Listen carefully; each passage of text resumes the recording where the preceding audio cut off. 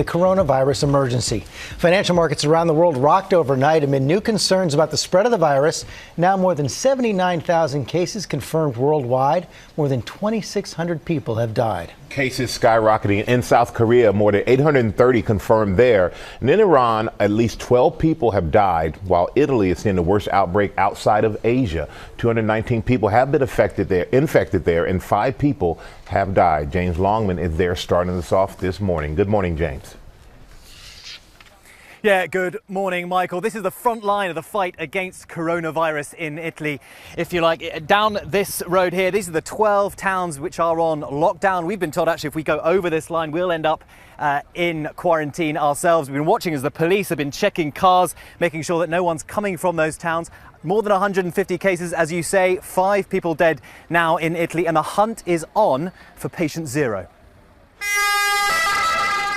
This morning, Europe on edge, as Italy sees the number of people infected with the novel coronavirus soar to more than 150 cases, the most outside of Asia.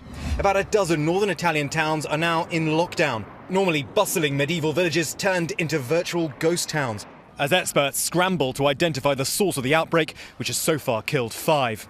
We spoke to Rosella on lockdown with her family. There are lots of elderly people, mostly, and there are babies. I've got a 3-week-old cousin, so we're scared for them. We have to wear masks or maybe a scarf or something. You have to have your mouth covered.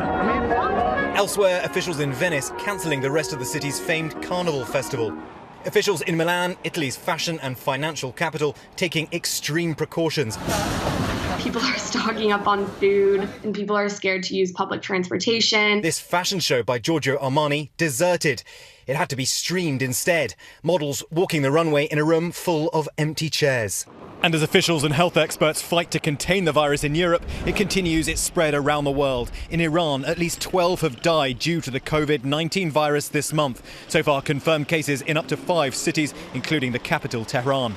In South Korea, the numbers now surging. More than 160 new cases overnight, bringing the total of infected to more than 760. The president putting the country on red alert, the highest level for infectious diseases. About half the cases have been linked to a local church in Daegu, South Korea's 4th largest city. Schools are closed and people have been warned to avoid large gatherings. The government's kind of advised people to stay inside, to wear masks.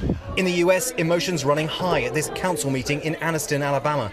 Locals fighting back over plans to quarantine infected passengers from the Diamond Princess cruise ship in Japan at a nearby FEMA facility, announcing Sunday it was backing down. It spreads from here, it's going to spread everywhere else. Meanwhile, a judge in California issuing a temporary restraining order to halt the use of a facility in Costa Mesa to quarantine infected patients. I think it's ridiculous. I think it's putting more people at risk.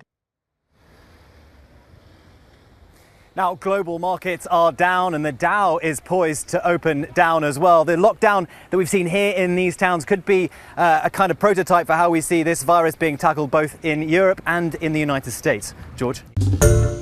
Hi, everyone. George Stephanopoulos here. Thanks for checking out the ABC News YouTube channel. If you'd like to get more videos, show highlights, and watch live event coverage, click on the right over here to subscribe to our channel. And don't forget to download the ABC News app for breaking news alerts. Thanks for watching.